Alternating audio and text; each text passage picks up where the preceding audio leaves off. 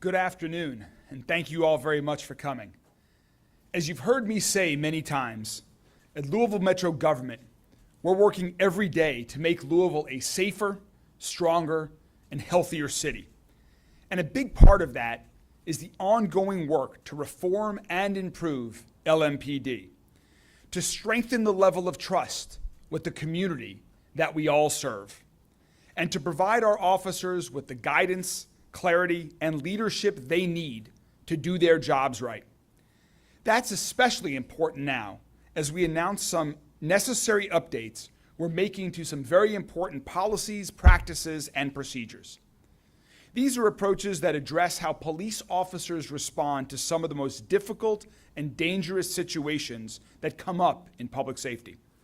Specifically, when a member of the public is demonstrably a clear and immediate threat to the safety of other people, and the officer in turn responds with deadly force to protect themselves or others. The official term, of course, is officer-involved shooting. I wish these never happened. Every LMPD officer, like every one of us here, wishes they never happened. But sometimes, tragically, they do happen. And it is a tragedy, always, and for everyone involved and the people around them. And every time these incidents happen, there also has to be an investigative process that both officers and the public believe in. A known, clear, and consistent process that provides transparency, accountability, and efficiency. The chief and I inherited unwritten and inconsistently applied policies regarding officer-involved shootings that, like many other policies and practices at LMPD, needed to be strengthened to meet a higher standard of excellence and best practices. And that's what we've been working on with a wide range of policies since both of our first days on the job. From looking at recruiting to revising how we train our recruits, expanding innovations like the deflection program that incorporates social services into our responses to some 911 calls, and making major reforms and historic investments to improve the handling and processing of open records requests. And the updates we're announcing today are part of the ongoing work to ensure openness and accountability. They reflect the values that the chief and I share, like the need to provide clarity for officers and greater transparency for the public. And they are only possible thanks to the chief's new leadership. So now, to get into the details of this new policy, I'll turn things over to Chief Jackie Gwynn Biller-Oel to share the details. Chief? Thank you, Mayor. Good afternoon, and thank you for helping us inform the public on LMPD's new officer-involved shooting process. Today, we are announcing changes to the LMPD's process that will provide greater transparency to the public. These changes will not only improve efficiency of the investigation, but also they will ensure that there are third-party reviews and safeguards built into the process. Our goals are to provide the public with a clear understanding of this new process, provide a process that is consistent, and make as much information public as possible while protecting the integrity of the case. This includes timely release of body-worn footage within 10 business days. As you are all aware, the city government has a new administration and the LMPD has a new administration, such as myself, and we inherit certain practices in handling of officer-involved shootings. But with new leadership, changes often occur within organizations as we assess how to best provide thorough investigations and timely information to the public. We appreciate you. We are careful and we are considerate in everything that we do as within LMPD. Mayor Greenberg and LMPD's executive command staff and I agree that moving forward, LMPD will take the lead in investigating officer-involved shootings. Again, The move will provide timely release of video within 10 business days, which cannot be guaranteed unless LMPD is in the lead role. The LMPD Public Integrity Unit will take the lead in the investigations. A copy of the case file will be turned over to the Commonwealth Attorney's Office for determination of final disposition. A copy will also be provided to the Kentucky State Police for a thorough investigative review. And a copy will also be provided to the Louisville Office of Inspector General in compliance with our existing Memorandum of Understanding. Lastly, I will personally supervise these investigations. To provide more information on the process, I present to you Deputy Chief Paul Humphrey, and he will walk you through the steps. Yes, as the chief and mayor indicated, we believe that transparency builds trust through consistent and understood expectations. That's why we are taking these steps to explain this process to the public so that you understand what we are doing, why we are doing it, and you are able to hold us accountable to those standards. So if you turn your attention to the screen, we'll walk through each step in this process. So at the time of a critical incident, you will get a response from officers to the scene as well as the command staff. A member of the command staff will brief the media on the scene with the basic information. Remember, at that time, we do not have details or specific facts, and we want to make sure that we give specific information that gives the public enough information that they understand what has happened, any safety concerns, such as need to avoid the area, suspects to be on the lookout for, condition of officers and suspects if that's available. Understanding that we do not want to give out incorrect information. That information will be very preliminary in its nature, and we will direct everyone to our social media pages, particularly Twitter, as the primary source of information for any follow-up information that needs to be pushed out to the public that might be of a critical nature, such as avoid the area or be on the lookout. Next, over the course of the next 24 to 72 hours, we will provide the officer's name as well as where they work and their personnel information, such as their history as far as discipline, letters of commendation, and awards. If the subject involved is deceased, by law, the coroner is the only one that can release that information. We will not be able to release the information of a decedent that's involved in one of these situations. If the person is not deceased, we will have to make that determination based on the needs of the investigation. But we hope to provide that information in as timely a fashion as possible so that everyone understands who has been involved in this situation.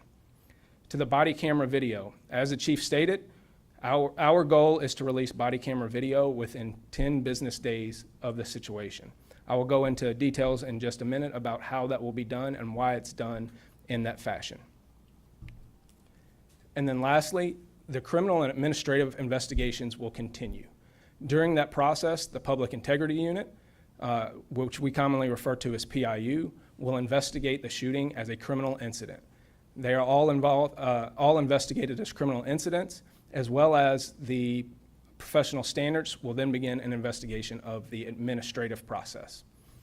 As that continues and completes, we will turn over that file to the Commonwealth Attorney's Office to make a final determination of charging or going to the grand jury. The Performance Review Board, which I'll go into detail on, will do an internal review of policy, practice, training, and supervision to make improvements to the situation. Okay. As far as the body-worn camera release goes, what will happen is we will release a curated version of the video. You all have seen this before. This will be a version that provides context as to the situation that happened. We want to make sure that the public understands what actually happened, such as the details of why the officer was there in the first place, how many officers were involved, the condition of officers and the suspect, so that the public has a clear understanding of the situation. We will also release the video in its raw version so that the public sees the incident in its entirety and understands the level of transparency that's built in there. In that raw video, the only thing that will be redacted is information that is of a sensitive nature. So we will block out things like social security numbers, dates of birth, witness information, that should not be released to the public, or things that are sensitive to the nature of the investigation, so as we do not compromise that investigation. There may be exceptions to this 10-day period. We foresee those would be few and far between, but some of those details might be that we have witnesses that their statements are critical to the investigation, that are not physically capable due to injuries or otherwise of giving that statement. Or we might have an issue where we have multiple body cameras that need to be redacted for personal information. And we will explain to the public anytime that we are going to deviate from this plan, why we are deviating from the plan, and exactly what our expectation going forward from that point is. The investigative process. So Public Integrity Unit, or PIU, will lead the criminal investigation. We are extremely thankful to the Kentucky State Police for their cooperation over the last several years in helping us with these investigations. At this time, we will be taking these investigations back over.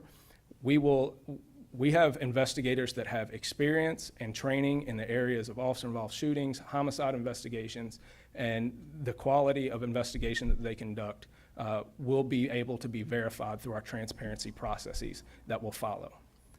When they are complete with the criminal side of the investigation, as we said, that file will get turned over in its entirety to the Commonwealth Attorney's Office. Any charging decision is not made by LMPD. Charging decisions to take cases to the grand jury, are the decision of the Commonwealth Attorney's Office. In addition to that, we will turn it over to the Kentucky State Police in order to review that investigative file for its quality. A third file will go in accordance with our memorandum of understanding over to the Office of Inspector General for their processes that they will go through in that review. We believe that those 3 layers of additional scrutiny by outside entities will help follow through with the level of transparency and understanding by the public that we want to make sure that we see through these processes. The Professional Standards Unit investigation is completely separate, and I want the public to understand why they are 2 completely different types of investigations. The PIU investigation is a criminal investigation. Just as any other criminal investigation, there are certain constitutional protections that we have to afford anyone that's involved. So we cannot compel statements. We cannot force witnesses or involved parties to talk during that portion of the criminal investigation. During the professional standards investigation, that is an administrative investigation to ensure compliance with policy and training that officers are performing and behaving to the standards that we would expect.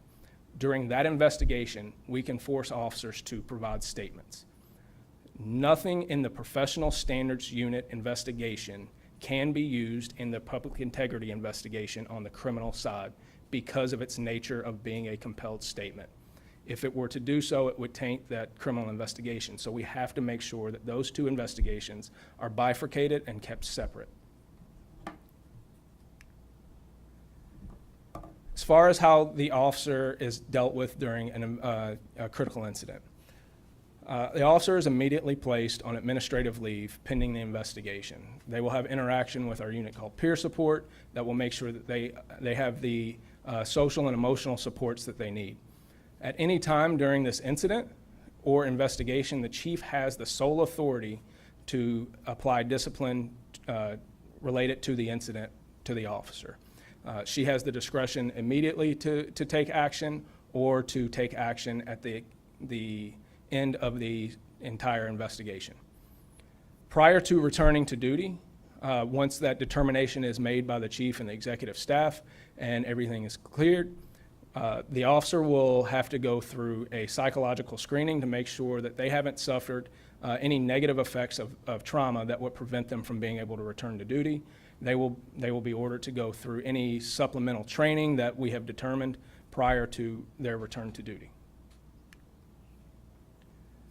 After the investigation is concluded, the Performance Review Board within LMPD, which is newly created, will look at this incident from a performance standard. So you have a review of the criminal act of the officer-involved shooting. You have an administrative review through the professional standards investigation of compliance with policy, and now we have a performance review.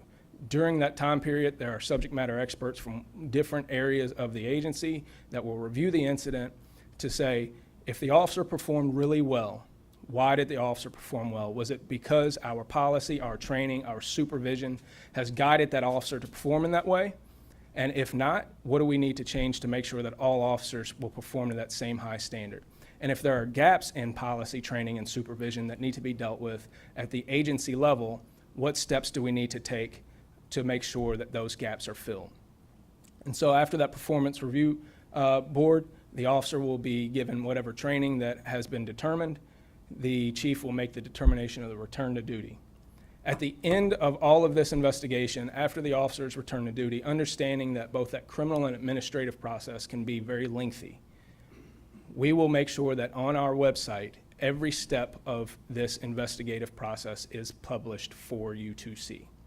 So you will see when our officer-involved shooting video body camera is released, it will be published there.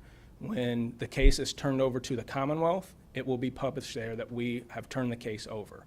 And then when there's a final disposition from the Commonwealth and from professional standards, and the chief has made that final disposition, that will also be published there. So by doing this step-by-step process of conducting the investigation to a very high standard, and then setting up processes of transparency, we feel that you, the public, will understand how this process occurred from its beginning to its end, and will understand why the decisions were made the way they were. And we'll turn it over for questions. I also too want to add in to here that we will be providing the media every 30 days an update. You'll be receiving that so the community will know exactly where that investigation stands. So we're opening it up for questions. I'm going to ask my team to come join me. Just a quick process question. Is the investigation going to be turned over to the Commonwealth Attorney's Office before or after the Inspector General review? It's going to be turned over simultaneously. So all three parties will get that file. So the Commonwealth Attorney's Office will receive it, KSP will receive it, and of course, the Inspector General will receive the file.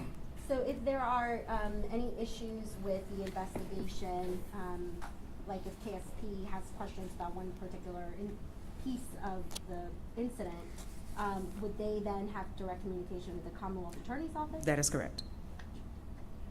Chief, I wanted to ask if the Office of the Inspector General sees something that doesn't add up or that isn't right, what can they then do if it stops at them?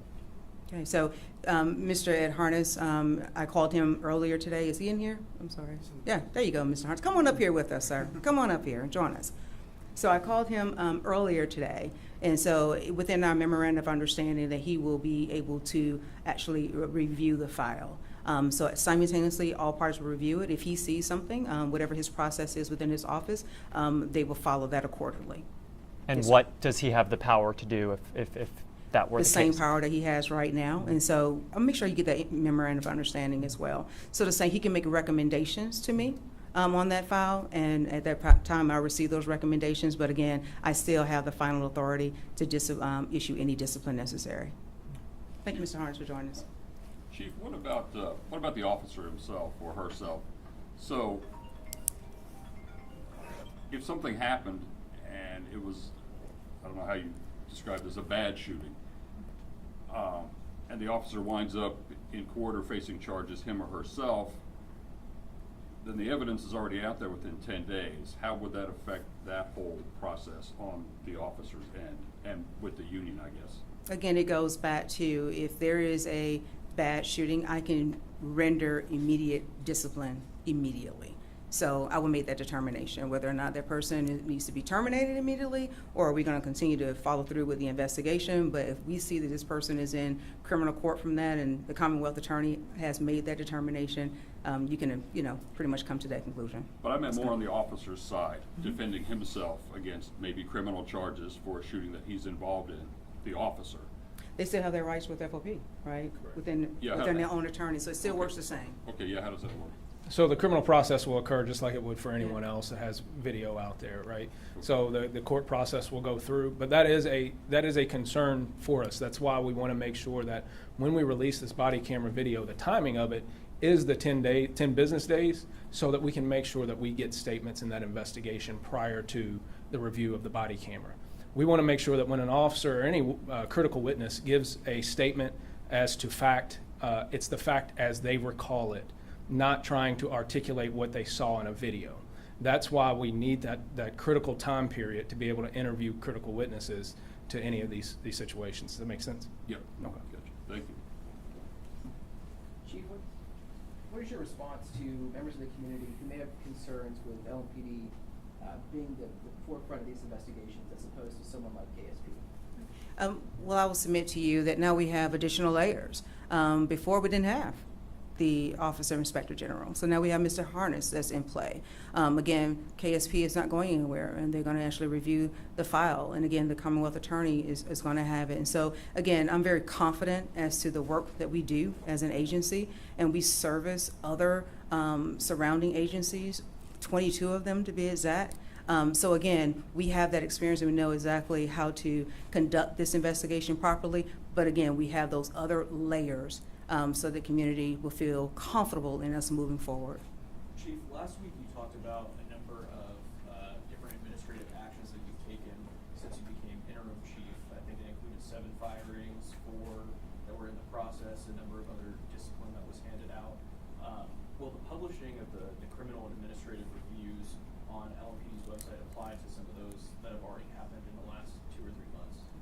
We're working towards that to make sure that our website and dashboards are actually, I want to use this term today, community friendly. So then when you're looking at it, you know exactly what you're looking at and that it makes sense. So yes, moving forward, we're in that process of building that out so you can have all the information there at your disposal. All right? Go ahead. Sorry. Just one other quick follow-up to your comment, and then the chief is going to actually, or I don't know if it's Deputy Chief Humphrey is going to release the show the video from the incident that occurred 2 weeks ago on Frankfurt Avenue. One of the other main drivers with respect to the policies that we're announcing today, the practice that Deputy Chief Humphrey went through is, as the chief said in her opening remarks, the way we are able to ensure that the body cam footage is released within 10 business days is if LMPD has the leading role in the investigation. And so in this day and time, all of us up here and everyone in our administration thinks transparency to the public is critically important. And so we wanted to make sure we were able to achieve that for the public and for the transparency, and that was one of the big drivers that led us towards this decision. So now the chief, or Deputy Chief Humphrey, is going to release the body cam footage from the last officer-involved shooting that occurred on Frankfurt Avenue, I believe 2 Thursdays ago today. Mayor, I had a quick question. Follow up about the 10 days specifically. The prior policy before KSP got involved was 24 hours. Were there issues with that policy that were identified as to why there's not a return to that policy, or maybe a 72-hour policy instead? Why 10 business days? Well, for several reasons. First, now all officers are wearing body-worn cameras. Second, we are going to be consistent with this policy, and I think that's very important. If you have a practice, it's important to be consistent and to follow that, and so we will. And then also, as was talked about earlier, we are looking to, we understand the need for transparency. That is a primary goal here. At the same time, we want a fair and thorough investigation so that it is appropriate and it is fair. And so that gives us the time to at least have the opportunity to interview not just the officer who may have been directly involved, but also, as you'll see in this case, there were many officers that were on the scene, and we want to be able to give PIU the opportunity to interview everyone who was at the scene of one of these incidents. Mayor, I wanted to ask, Yeah, when we last talked in your first month, you had voiced frustrations with how long some of these videos took in the previous administration to come out. When did you know that this was something you wanted to implement? Well, I think right away in those conversations, I wanted to get body cam footage out as quick as possible, regardless of what occurred. I think it's very important that the public have the ability to see what happened in this day and age. That is critically important. And I think everyone, all of the executive team of LMPD agrees that transparency is important. And so to me, this is a very positive step forward, that within 10 business days of a significant incident like an officer-involved shooting, as you'll see here today, we are releasing the body cam footage. This is a new approach, and I would venture to guess not many other cities in the country are this committing to a time frame to release body cam footage of significant incidents like this. So that's a perfect segue to show you the body cam footage from the last officer-involved shooting that happened 10 business days ago.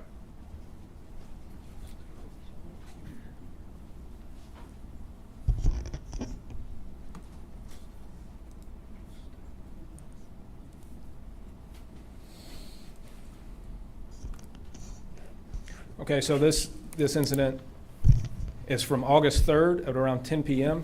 in the 2000 block of New Main Street. It involves Officer Roberto Cedeno, who is a 4th Division late watch officer who was hired in September of 2020 and sworn in April of 2021.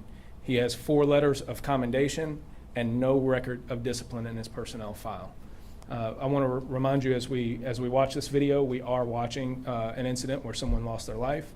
We're also watching an incident that was very traumatic for the officers involved as well.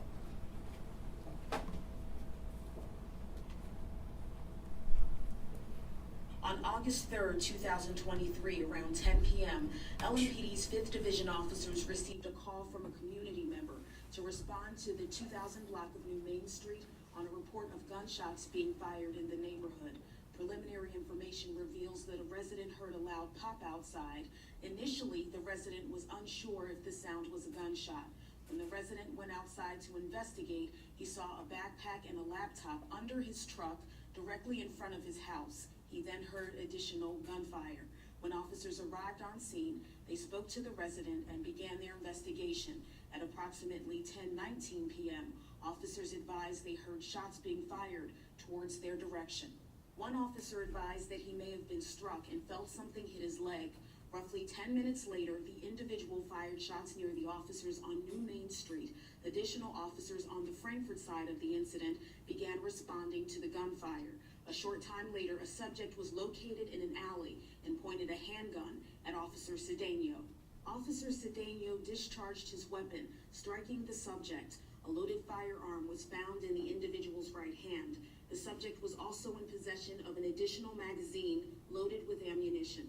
What you are about to view is body-worn camera footage from the officers who responded to the incident. In accordance with LMPD procedure, the officer was placed on administrative leave. The LMPD Public Integrity Unit is the lead on the investigation. A copy of the case file will be turned over to the Commonwealth Attorney's Office for determination of final disposition. A copy will also be provided to Kentucky State Police for a thorough investigative review, and a copy will also be provided to the Louisville Office of Inspector General in compliance with our existing Memorandum of Understanding. 911 operator Paulette, where's your emergency? In your name, there's been some shots fired over here. Do you see anyone that shot? No. How many shots did you hear? I heard 3, and that was about 10 minutes ago, and now I just heard another one.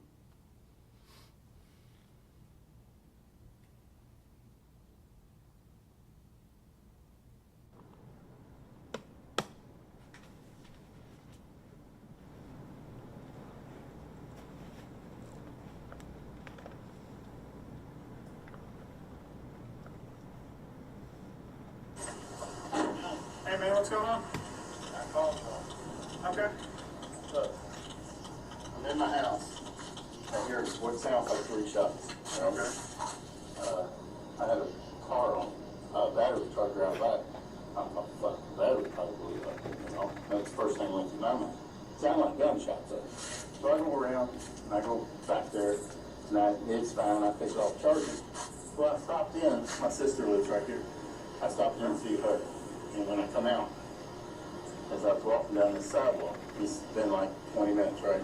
I heard somebody over there say something about putting a gun away, put your gun down, and I heard another shot. It's on the other side of the tracks.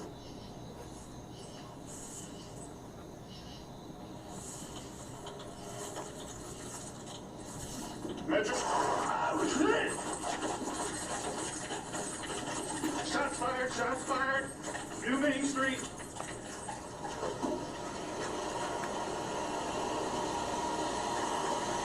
He's in the wood line. I might be hit. Hold what you got, hold what you got. It came from that wood line there.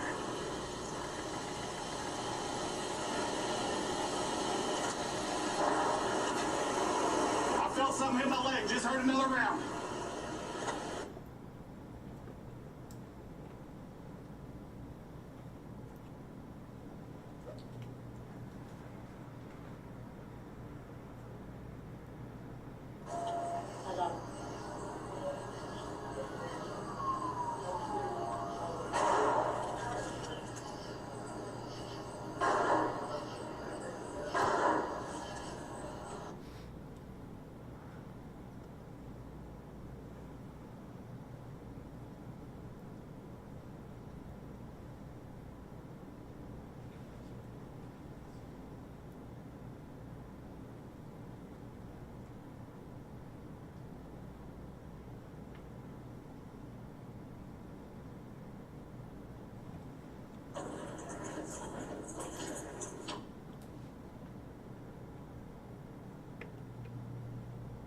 Boys, have right down here.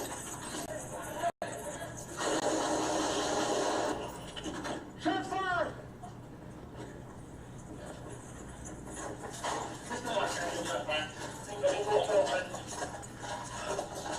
Security. All right, we need a med bag.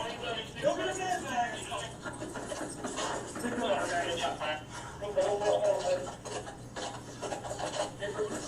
right, we need a med bag. Go get a med bag.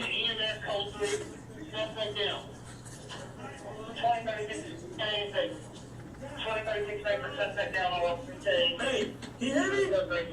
Hey. You got something in there? They got right there. Yeah, it's right here behind me.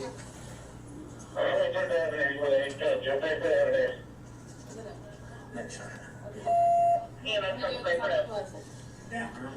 Somebody got a med bag coming? Right here. Okay, perfect.